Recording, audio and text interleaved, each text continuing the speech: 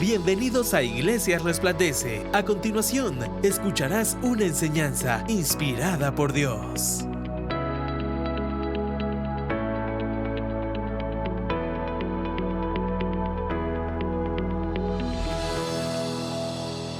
El domingo pasado compartí un tema que si tú nos sigues en plataformas o en redes probablemente lo pudiste ver. Quiero darte un gran consejo. Quiero que apartes un tiempo esta semana, si no lo lograste hacer, de poder escuchar el mensaje del domingo pasado, porque este es un complemento al mensaje que acabo de predicar. El domingo pasado prediqué un tema titulado La insistencia santa. Y este domingo quiero hacer la segunda parte de esta prédica, porque creo que Dios todavía quiere enseñarnos más con respecto a este tema importante. Para quienes no pudieron acompañarnos, la palabra insistencia normalmente lo utilizamos en un contexto negativo. Lo usamos como sinónimo hasta de llanto o berrinche. Pero realmente, aunque la Biblia no tiene este concepto acuñado así como aparece ahorita en las pantallas, sí vemos que la palabra insistencia aparece en distintas partes de la Biblia que nos enseñan algo vital con respecto a perseverar en la fe.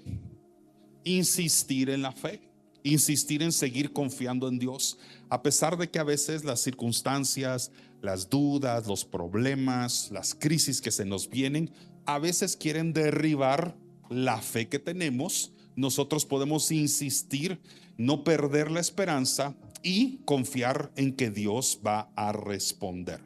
Tal vez no siempre responde lo que nosotros quisiéramos, porque Dios no nos trata así, no nos da todo lo que queremos, pero sí nos da lo que necesitamos.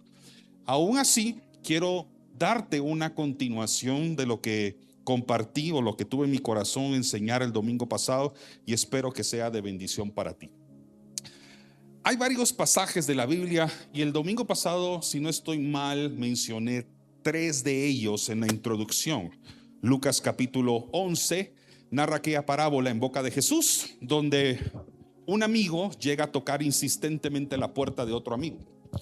Y toca tantas veces durante la noche que ante la insistencia y perseverancia de este amigo, ¿verdad? No le queda más al otro amigo a quien está llegando a molestar a altas horas de la noche de recibirlo, abrirle la puerta y atenderlo, ¿verdad? Con esto Jesús nos está enseñando que Él puede responder a la insistencia nuestra. También en Lucas capítulo 18 se nos narra una parábola de una viuda, la viuda persistente, una viuda que exigía que un juez le pudiera atender las necesidades que ella tenía. Y el juez no era un juez bueno, no era un juez cuyo corazón estaba alineado al de Dios, pero la parábola nos enseña que el juez, ante la insistencia de aquella mujer, cede a su petición y le atiende en su justicia. Y también está en el Antiguo Testamento, por ejemplo, la historia de Jacob. Jacob pelea con un ángel toda la noche y le dice constantemente que no lo soltaría hasta que no recibiera su bendición. Y eso está en su Biblia. Así que hay un tipo de insistencia o una perseverancia que nosotros le vamos a poner hoy el apodo santa, ¿verdad? Santo, es decir, que Dios aprueba, que no tiene nada de malo. Sin embargo, quiero dejar claro otra vez lo que sí es la insistencia santa y lo que no es insistirle con santidad a Dios. En primer lugar, lo que no es la insistencia santa no es manipular a Dios. No podemos manipular a Dios. Tampoco es presionarlo a que se haga nuestra voluntad, cuando todo lo que el Señor nos enseñó a través de su palabra es que se cumpla la suya. La número 3 es que tampoco podemos ser obstinados cuando Dios ya respondió claramente. Si Dios ya dijo no, insistir es perder el tiempo. Es más, es no darle a Dios su lugar. Si Él ya nos respondió que no, tenemos que aceptar su no. Si nos respondió pacientes, hay que ser pacientes, pues hay que perseverar en esa paciencia. Entonces, la insistencia santa no es ser obstinados y decir: yo quiero que me respondas o cambies tu respuesta. Cuando Dios dice sí, es sí. Y cuando Dios dice no, es no.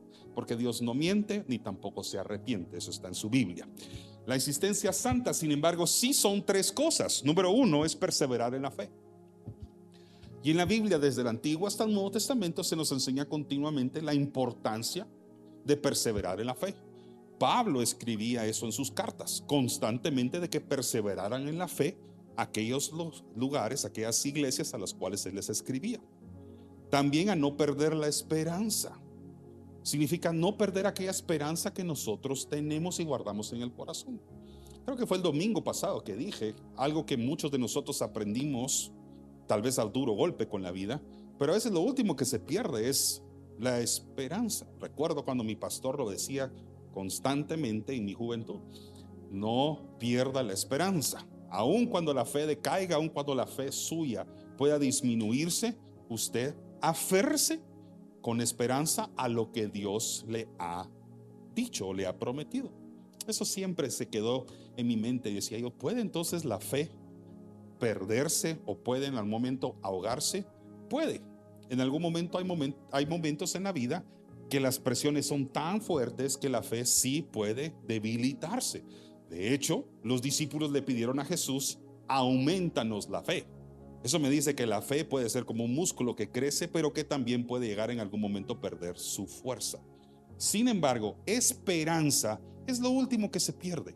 Es lo que nos aferramos cuando decimos: tal vez yo fe no tengo, pero sí creo en aquello que me contaron, en aquello que alguien me dijo, en aquello que la palabra nos dice. Eso es esperanza.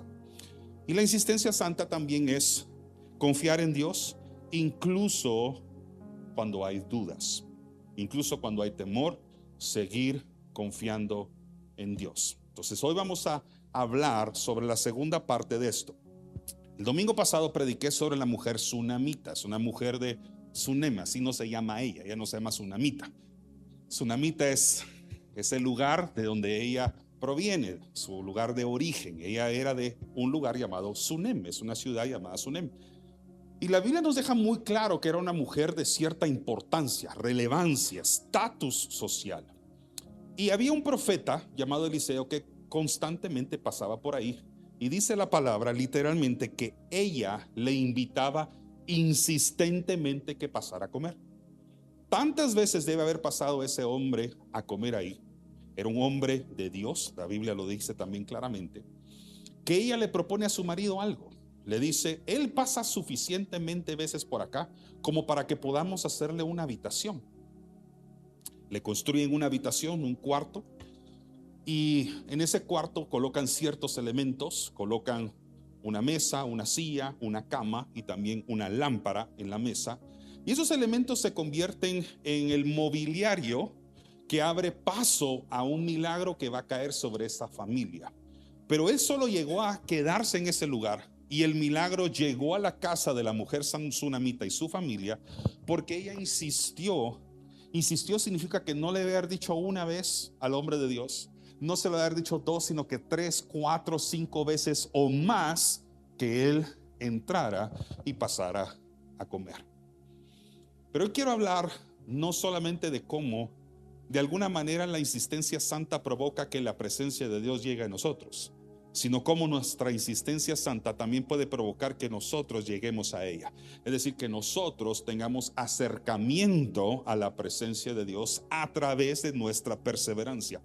Y quiero compartirles una historia que ya he predicado acá. Por supuesto, no es primera vez que la voy a decir. Ya en varias ocasiones hemos estudiado esta historia. Pero cuando yo empecé el ministerio de la predicación, este fue uno de los primeros mensajes que yo recuerdo haber predicado. Este y el de la pesca milagrosa, creo que fue de los primeros mensajes donde Dios empezó a utilizarme en la comunicación para compartir la palabra de Dios. Así que esta historia ocupa un lugar especial en mi corazón, y no es decir o suponer que es más importante que las demás, pero tiene una relevancia importante en mi vida. Está en Marcos capítulo 10, también está en Mateo y también está en Lucas. Pero la mayoría de estudiosos en la Biblia se refieren a Marcos capítulo 10 por la narrativa que tiene. Entonces vamos a continuar con un tipo de predicación que se llama predicación expositiva narrativa, que es cuando tú lees un texto completo y luego vas discerniendo, vas analizando, ¿verdad? Haciendo una exégesis, extrayendo lo que Dios quiere decirte en cada uno de los versículos, lo que significa cada uno de ellos. No es la única técnica de predicación, pero es una muy utilizada y que quiero recomendarte.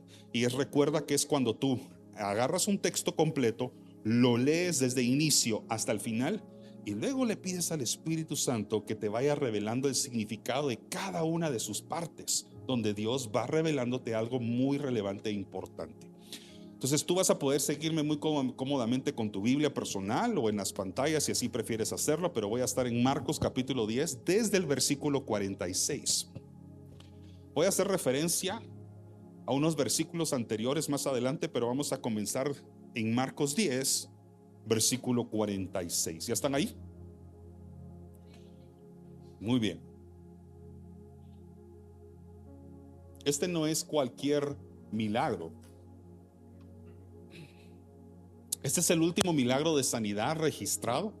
Este y uno paralelo que narra Mateo, pero con lujo de detalle, es el último milagro de sanidad registrado en la vida de Jesús antes de entrar en Jerusalén y luego ser crucificado. Y Jesús ya sabía que iba a ser regresando a Jerusalén, saliendo de Jericó. Está a punto de ocurrir lo que ustedes llaman la semana de la pasión, lo que usted conoce como momentos previo a la crucifixión. Y él sale de una ciudad muy grande llamada Jericó, que estaba relativamente cerca, pero obviamente había que caminar bastante hasta donde estaba Jerusalén. Y él iba en camino hacia Jerusalén y sabía la misión que tenía que cumplir. Sin embargo, por todo lo que pudo haber estado pasando en la cabeza de Jesús, él aún así se detiene ante el clamor de un hombre llamado Bartimeo, que no solamente lo llama, sino que lo proclama y dice: hijo de David. Lo menciona como que ya había escuchado de él. La mayoría de ustedes conocen entonces la historia de el ciego Bartimeo. Lo vamos a leer, versículo 46.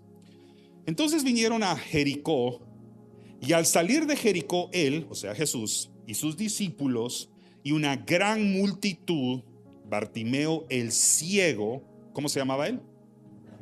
Se llamaba Bartimeo, no se llamaba Bartimeo el ciego, se llamaba Bartimeo, ¿verdad? Bartimeo, hijo de Timeo, o sea, ahí está el nombre del padre, y curiosamente Bartimeo significa también hijo de Timeo, eso es curioso.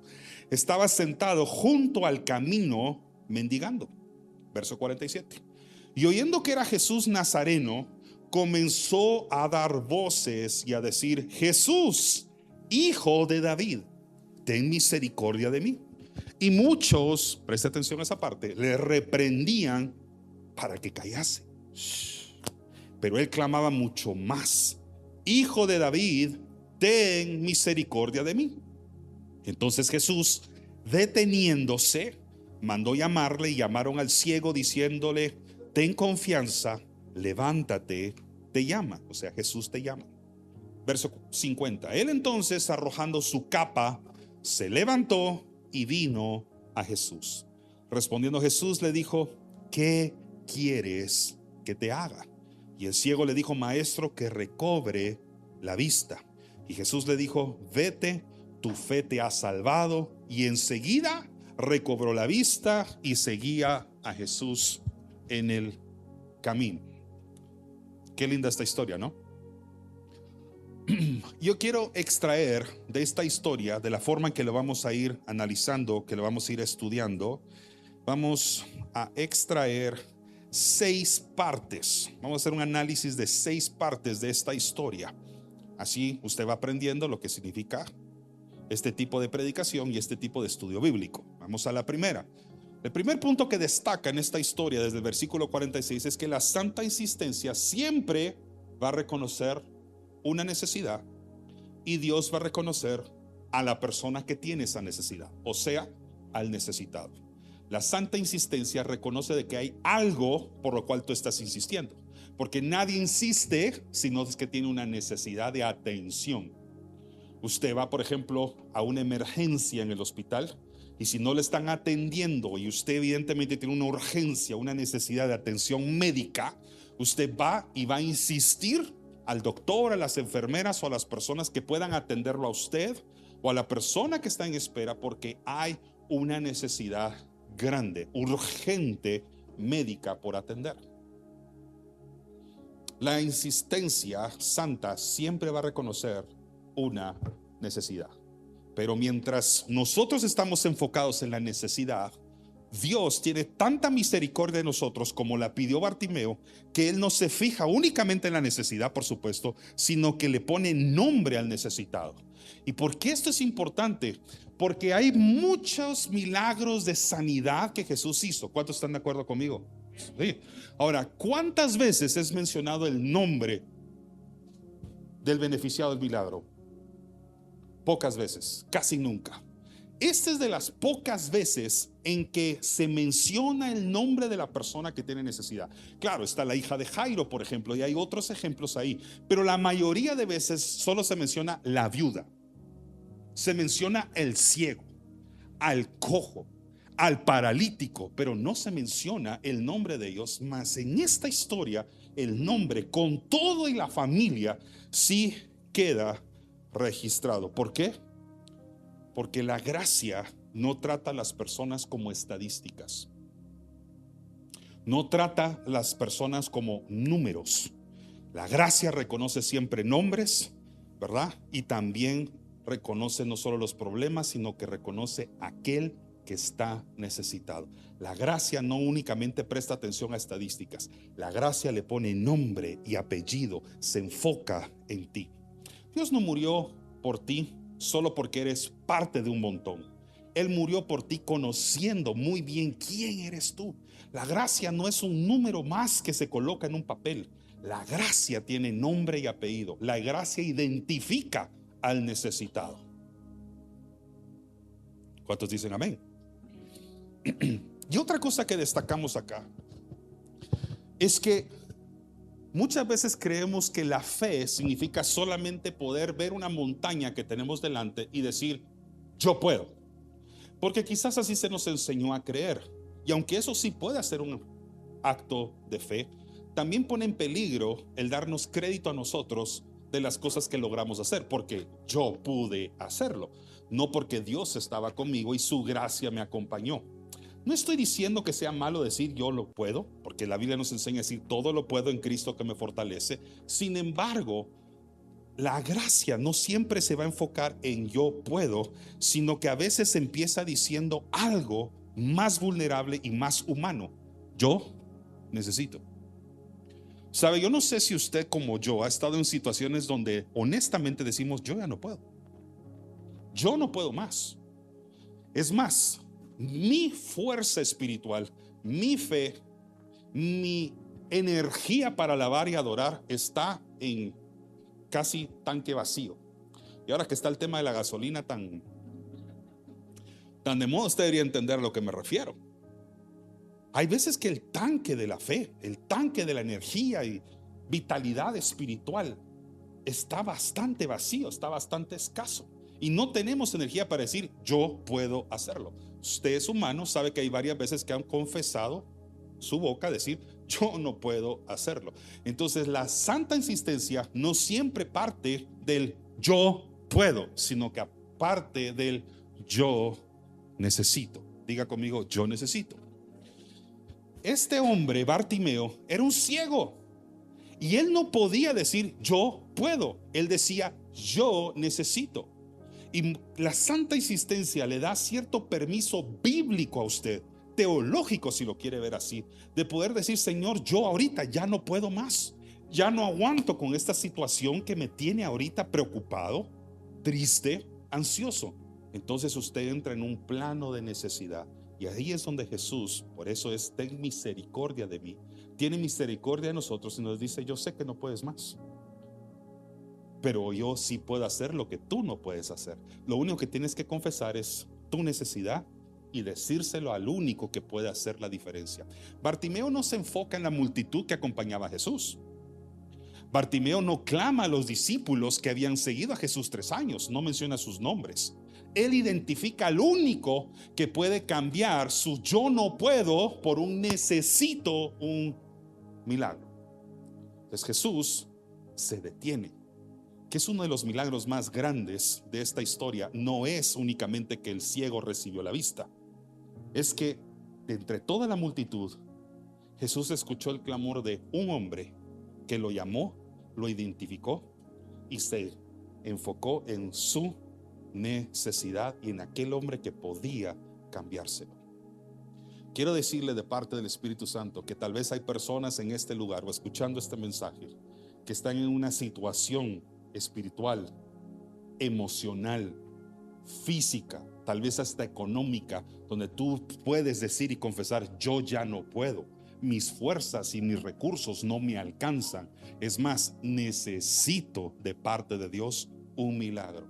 Y cuando tú insistes a Jesucristo y clamas su nombre como lo hizo Bartimeo, Él se enfoca no solamente en tu necesidad, sino que se enfoca y fija su mirada en ti. Eso es para usted. ¿Sabe? Mateo 5:3 dice: bienaventurados los pobres en espíritu. Pobres en espíritu no significa bienaventurados los que no tienen 5 quetzales para comprar comida. Bienaventurados los pobres en espíritu son aquellos que reconocen la necesidad espiritual de nuestro Señor en nuestra vida. Y qué bueno que Jesús lo haya llamado como bienaventurado, casi como decirte dichoso, si tú reconoces que tienes necesidad de Jesús. Y Bartimeo lo vivió en carne propia. Fue dichoso de que reconoció la necesidad y supo a quién clamar y a quién convocar. Si somos honestos, muchos de nosotros somos campeones para llamar a cualquier persona, a veces menos que al Señor. Los que estamos casados a veces abocamos a quejarnos con nuestro cónyuge en lugar de decirle: Señor, ten compasión de mí. Hay cosas que los humanos no van a poder cambiar de usted. Hay cosas que la gente no va a poder cambiar de usted. Situaciones que ellos no pueden hacer la diferencia. Los seres humanos somos buenos para ser empáticos y enfocarnos en las necesidades de la gente, pero tarde o temprano cada quien lleva su propia vida. No somos omnipresentes ni omniscientes, y entonces llega un momento donde la gente ya no te va a atender como antes. La gente te va a soltar, la gente te va a dejar, porque son humanos y cada quien lleva su propia vida. Pero Cristo no solo es Dios todopoderoso, sino que también es omnisciente, omnipresente y se fija en ti. Amén. Lo segundo, en Marcos 10:47 extraemos la segunda verdad. La santa existencia nace siempre de lo que has oído de Jesús. En pocas palabras, nadie puede confiar en Jesús si no lo conoce. Marcos 10:47, el segundo versículo de la historia dice: y oyendo que era Jesús Nazareno, comenzó a dar voces y a decir: Jesús, hijo de David, ten misericordia de mí. Pregunta: ¿habrá conocido Bartimeo de oídas a Jesús? ¿Sabía quién era? Tú no puedes clamar a una persona a quien no conoces. Él lo identificó, sabía quién era.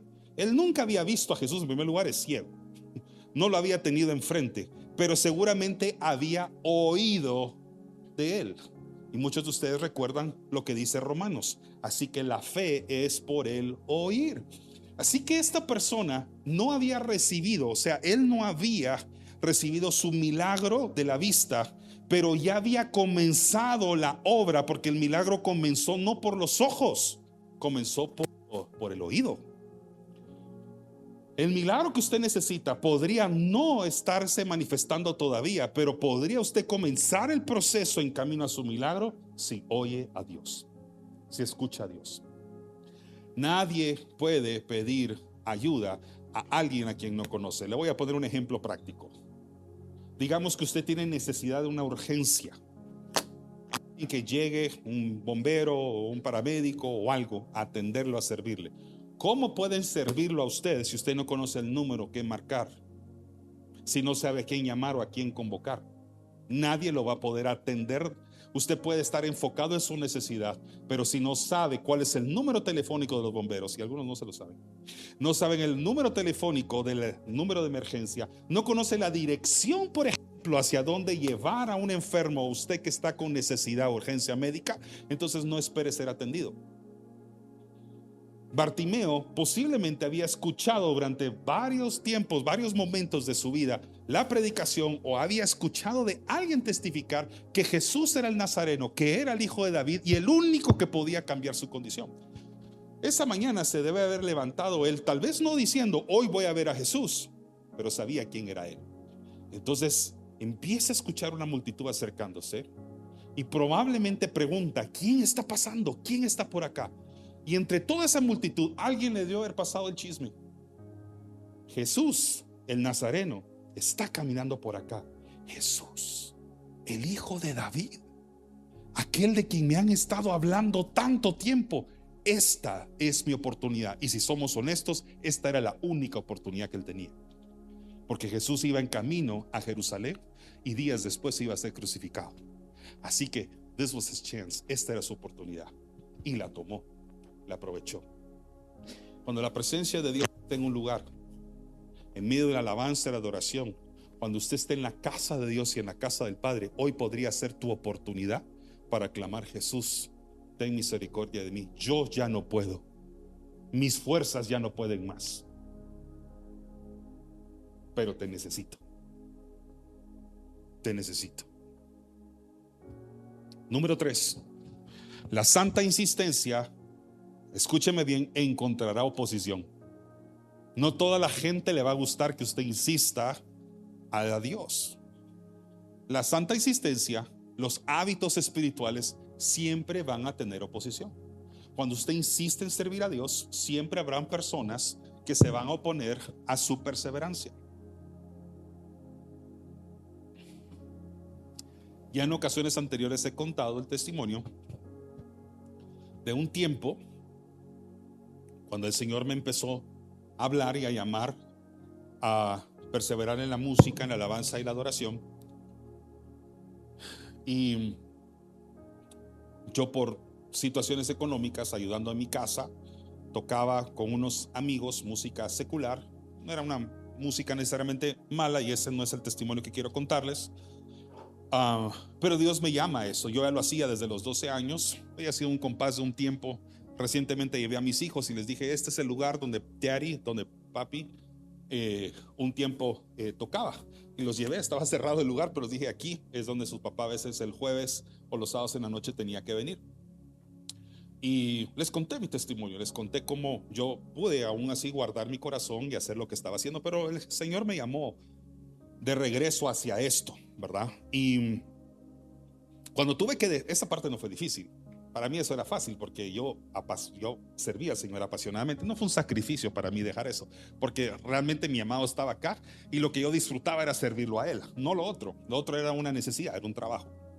Bueno, el tema es que cuando tuve que ir a hablar con los amigos, o amigos entre comillas, y contarles lo que Dios me había dicho, fue un poquito complicado que pudieran entender.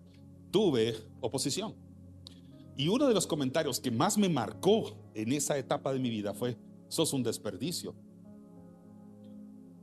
¿Cómo así? ¿Qué desperdicio el que tengas que ir a las cosas de Dios y desaprovechar una oportunidad que te estamos dando acá? Entonces dije: yo creo que es todo lo contrario para mí. Estoy desperdiciando mi tiempo y el Señor quiere usar su tiempo en mi vida. Claro que nunca lo entendieron, pero me alejé e hice caso.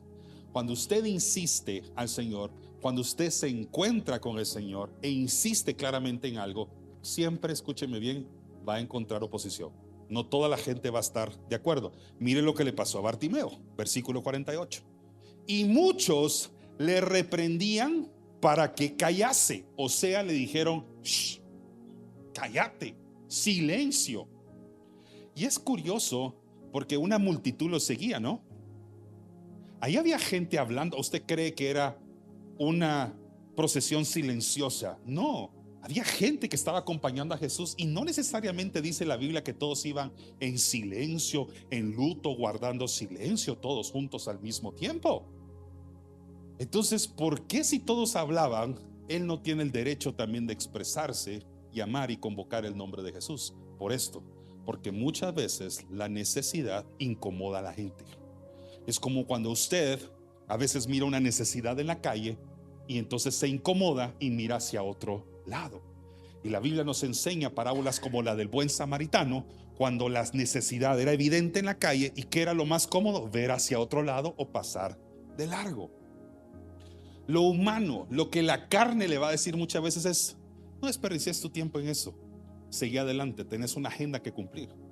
Esa persona que está en la calle con necesidad, y no me refiero únicamente a la gente pobre que mendiga en la calle, esa gente que está empujando el carro, esa persona que está evidentemente en una necesidad, podría estar en una agenda tan apretada o más apretada que la suya, pero a veces decimos, no, tengo que llegar a tal lugar, tengo un destino que cumplir, y entonces muchas veces nos incomoda la necesidad y decimos, voy a ver hacia otro lado. Jesucristo nos llamaba insistentemente a enfocarnos en la necesidad y en el necesitado, y darle abrigo al que tenía frío, darle de comer al que nos pedía pan, darle la capa a la persona que nos lo pedía constantemente, incluso si era uno de nuestros enemigos. Jesús siempre subió la barra de ayuda y misericordia, diciendo, no solamente debemos amar a nuestros amigos, sino que debemos amarnos a nosotros, pero también amar a los enemigos. Jesús siempre subió la barra de misericordia hacia otros niveles que a veces humanamente nos cuesta no solamente entender, sino también obedecer. Entonces, ¿por qué querían callarlo? Porque la desesperación incomoda. A veces hay voces que van a intentar callarte. Tal vez no te van a decir shh, tal vez no te van a decir que eres un desperdicio, que servir en la iglesia es un desperdicio de tiempo de tu domingo. Para los que son parte del ministerio de alabanza de esta iglesia, también a veces se ensaya aquí entre semana y la gente te va a decir, tu misma carne te va a decir, el diablo va a querer resonar en tu mente con pensamientos como, eso es un desperdicio de tiempo. No lo es. Si es para el Señor, y esto lo he dicho todos los días de mi vida, y espero que sea uno de los legados que yo le pueda dar a mis hijos el día que yo parta con el Señor. Cada minuto que invierto en servicio en la presencia de Dios ha valido la pena hasta el día de hoy. Hasta el día de hoy no me arrepiento de un solo minuto en que yo he derramado mi adoración, mi alabanza, mi servicio al Señor, hasta el último día de mis vidas. Entonces tal vez no te van a decir qué desperdicio, pero te pueden decir cosas como aquí apunté algunas. Ya deja de orar, hombre, ya mucho, cuando la Biblia dice que ore sin cesar. No sin César, sin cesar. O le van a decir, pero si Dios, a mí se me hace que ya te dijo que no, cuando Dios no ha dicho que no. Es cuando la gente le está incomodando su insistencia y le dicen, ya te dijo que no, si no ya te hubiera respondido. Si el Espíritu Santo le está diciendo, siga orando, siga orando, siga alabando, siga alabando, siga adorando, siga adorando. Es la insistencia santa. Tal vez te van a decir, no seas fanático, hombre. Ir a la iglesia todos los domingos, eso es para fanático. No. Son 50 veces al año más o menos que nos congregamos en este lugar. Y tienes 365 días que Dios te regaló. Darle 50, no me digas que es demasiado. Es muy poco. Y eso que estoy hablando de la asistencia dominical. Yo estoy tratando de mencionar otros hábitos mucho más allá de solamente congregarnos. Pero sí hay gente que te va a decir, no seas fanático, hombre. Aquí no se habla de Jesús. No, a veces lo que la gente necesita es precisamente eso, que hables de Cristo.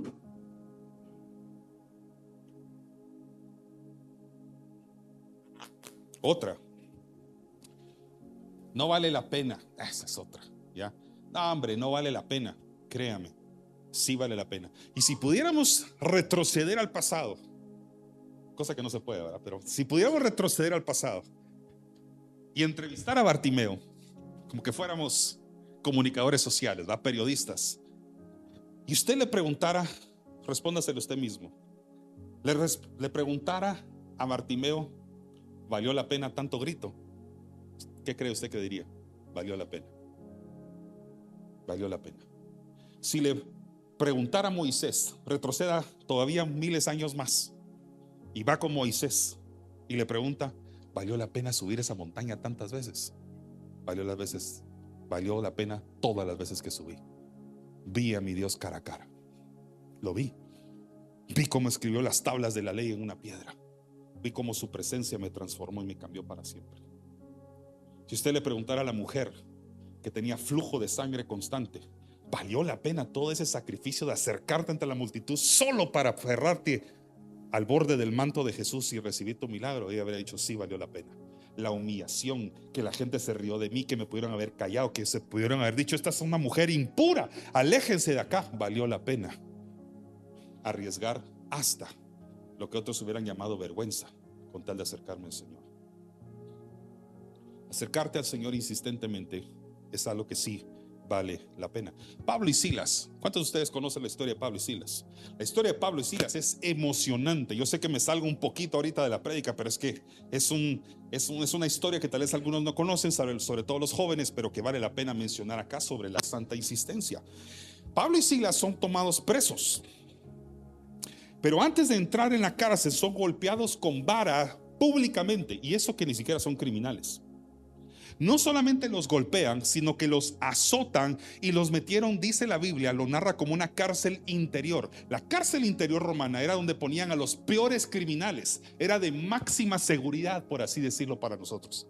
Pablo, el predicador, Pablo, el apóstol y sus discípulos, puesto en el lugar más terrible de la cárcel. Y por si fuera poco, dice que les ponen pies en un cepo para que no se pudieran mover.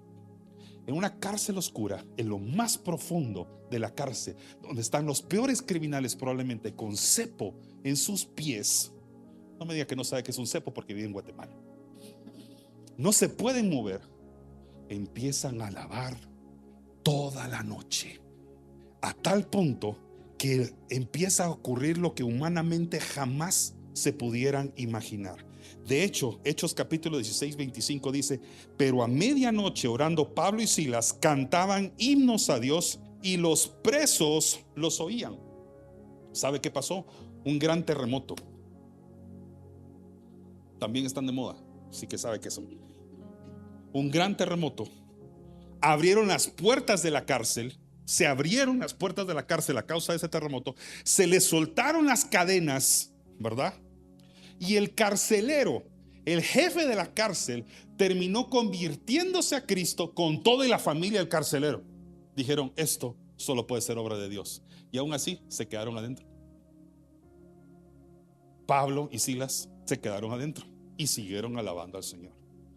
La santa insistencia va a tener siempre oposición. En esta ocasión no tuvieron oposición porque los demás reos no les quedaba más que escucharlo, pero sí tenían oposición a través de paredes, cepos que los tenían amarrados, y perseveraron en alabanza y en adoración. Tú podrías estar en el lugar más oscuro de tu vida, en el momento más horrible de tu vida ahorita, casi que amarrado, inmóvil, ¿verdad? A tu cama, a tu depresión, a tu ansiedad, a tu crisis, a tu estrés, todo. Hemos estado ahí. Sigue alabando, sigue adorando. La santa insistencia tiene siempre resistencia del enemigo, pero siempre persevera el bien. Señor siempre vence. Cuarto, la santa insistencia llama la atención de Jesús.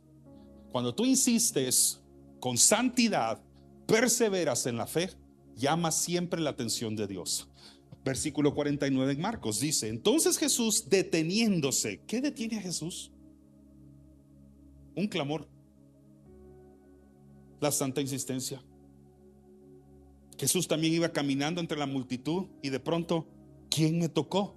Y los discípulos: estás rodeado de gente. Mucha gente te pudo haber tocado. Sí, pero salió poder de mí. No cualquier persona me tocó. Muchos me tocaron, pero ella no me tocó igual. Y ella recibió el milagro. Entonces, la santa insistencia sí llama la atención de Jesús. Eso es para todos aquellos que han orado y sienten: ¿será que dejo de orar? No. Si tú estás orando, si tú estás alabando, si tú estás adorando, si tú te estás congregando, todo lo que tú estás haciendo, todos los hábitos de la fe, estás ofrendándole al Señor tus recursos económicos, tu tiempo, todo lo que estás haciendo llama la atención de Dios. Número 5, si me lo pueden por acá, colocar ahí. La santa insistencia sabe exactamente qué busca. Es decir, cuando tú te presentes delante de Dios, después de haber insistido tanto tiempo, puede ser que llegue este momento como le llegó a Bartimeo. Escúcheme bien, porque a mí ya me llegó un par de veces en mi vida. Y cuando este momento llega, tienes que estar listo para la pregunta.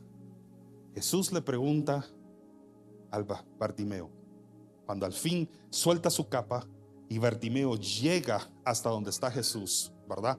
Después de ser reprendido por la gente. Qué curioso, ¿va? Le decían shh, shh, y cuando Jesús se detiene y de pronto dice: ¿quién me está llamando? Toda la gente que lo callaba, de pronto: Jesús te llama. Eso te va a pasar un montón de veces, ¿oíste? Va a pasar muchas veces que la gente te va a ignorar y de pronto la atención del Espíritu Santo está sobre ti. La unción llega, el milagro llega, la atención de Dios desde el cielo llega y de pronto eres una persona importante, de influencia. Bueno, eso siempre pasa. Pero a lo que voy es que siempre cuando atraes la atención de Jesús, Él se puede presentar delante de ti y hacerte esta magna pregunta: ¿qué quieres que te haga? El domingo pasado prediqué cuando viene el profeta y le dice a la tsunamita: ¿qué puedo hacer por ti? A Bartimeo: ¿qué puedo hacer por ti? De hecho, unos versículos antes, solo los que tienen sus Biblias abiertas podrían leerlo, en Marcos 10, en el versículo 36, si no estoy mal, pero son unos versículos antes, Jacobo y Juan también le hacen una pregunta a Jesús: ¿y ustedes qué quieren? Maestro, que nos podamos sentar uno a la derecha y otro a la izquierda. Esto es buscando posición. Y unos versículos más adelante, Marcos, el evangelio que usted está leyendo, ya no se enfoca en posición, que Jesús, por cierto, no se los concede, sino que un hombre que está pidiendo transformación.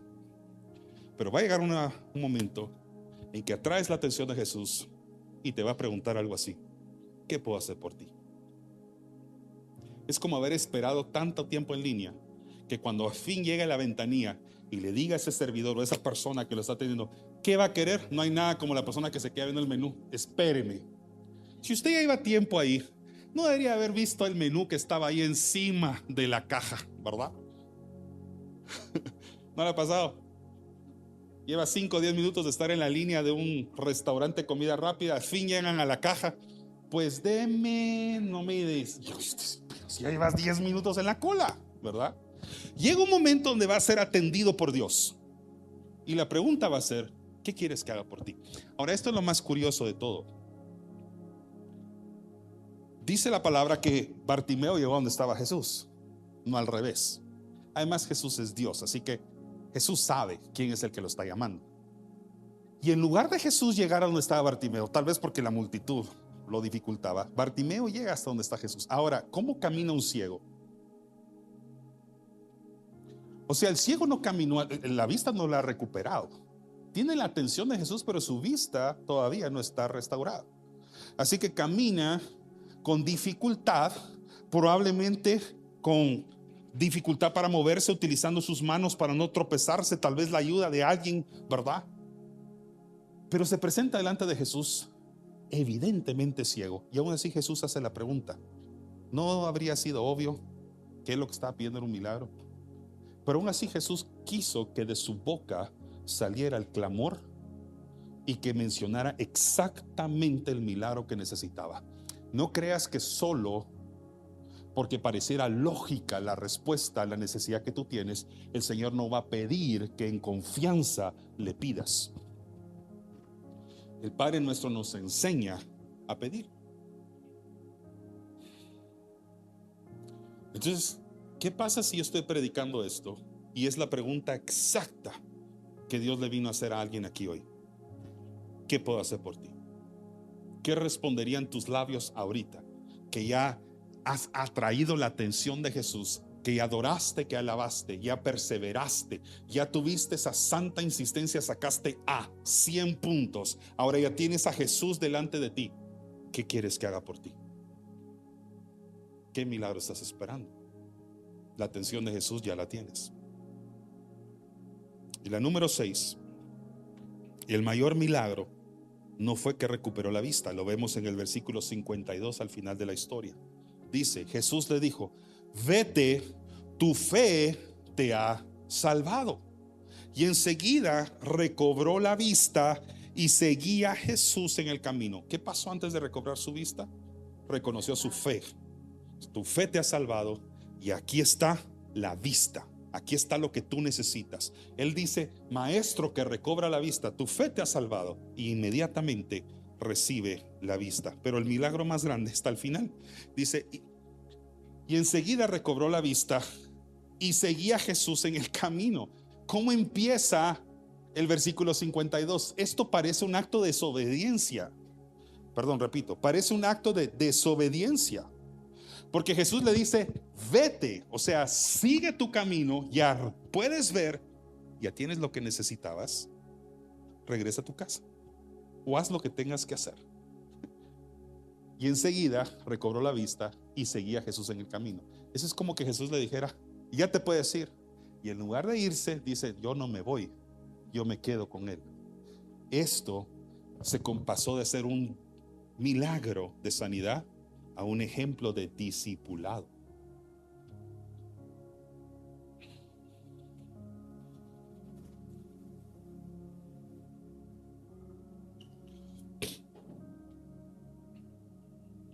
Los que tienen sus Biblias en Marcos capítulo 10, solo los que tienen las Biblias abiertas me pueden seguir.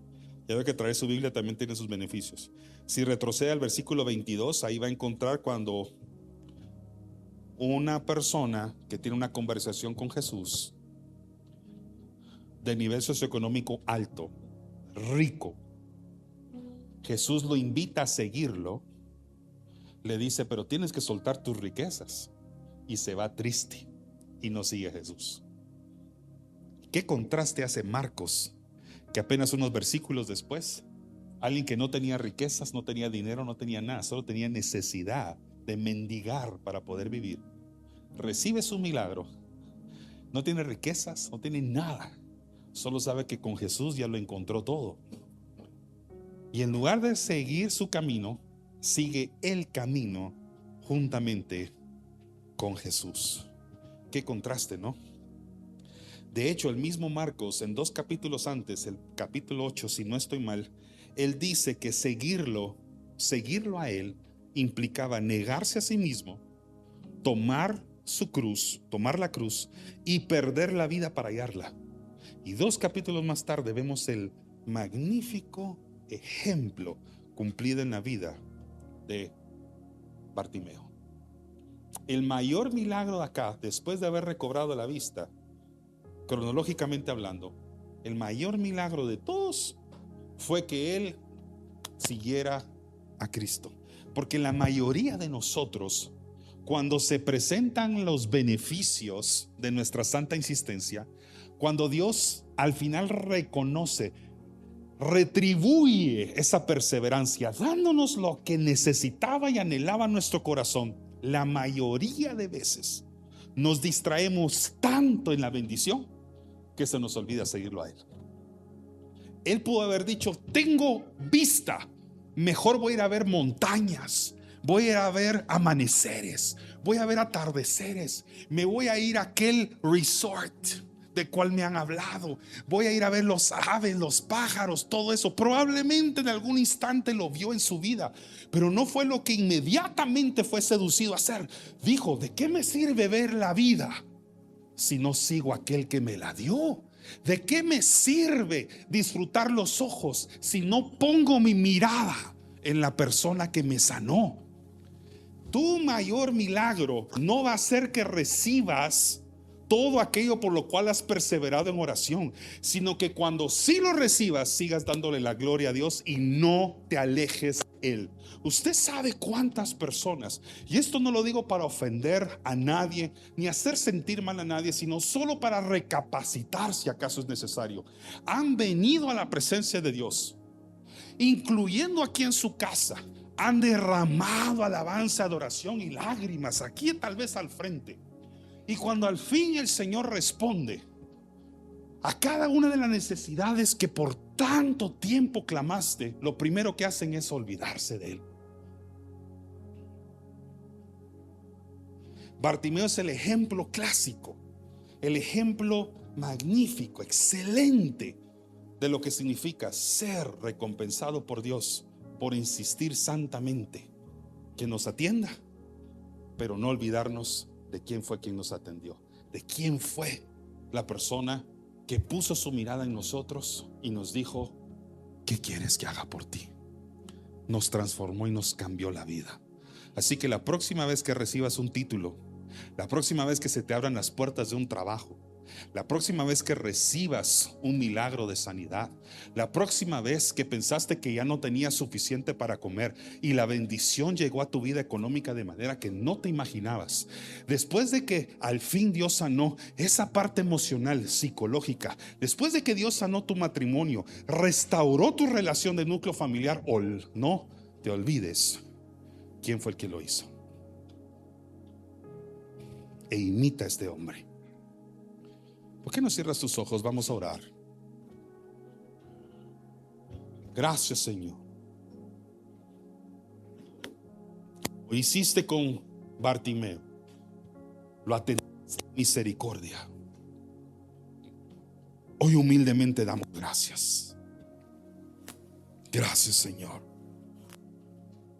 Escucha nuestro clamor, Señor. Padre, como pastor, quiero pedirte por aquellas ovejas tuyas congregadas esta mañana aquí o hasta donde se haya extendido esta predicación, que tengas misericordia de las personas que tal vez ahorita confiesan que ya no pueden más.